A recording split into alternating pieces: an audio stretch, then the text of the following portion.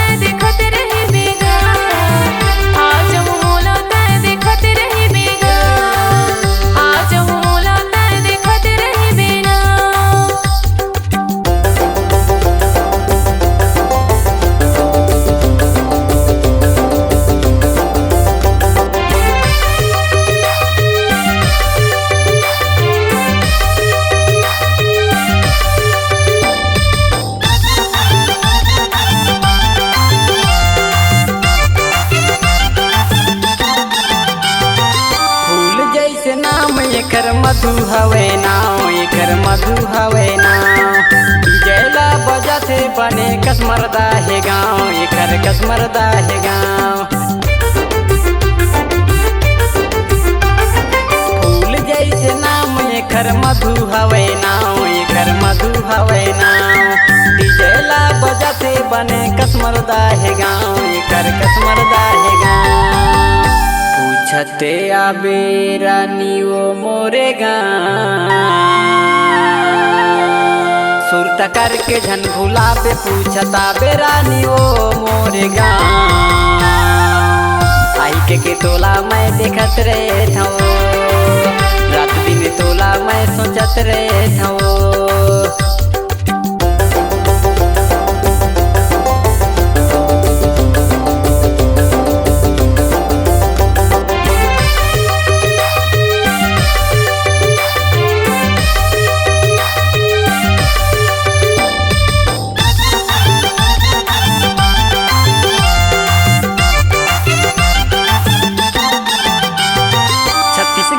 रंग रंग के गाना मोर चलते रे गाना मोर चलते लइका सियान घलो झुमर झुमर नाचे रे झुमर झुमर नाचे छत्तीसगढ़ में रंग रंग के गाना मोर चलते रे गाना मोर चलते लइका सियान घलो झुमर झुमर नाचे रे झुमर झुमर नाचे तरे गाम पूछ ले बे रानी वो मोरे ना सुरत करके झन भुलाबे पूछता बे रानी वो मोरे गाँव आई के तोला मैं देखत रहे थो रात दिन तोला मैं सोचत रहे थो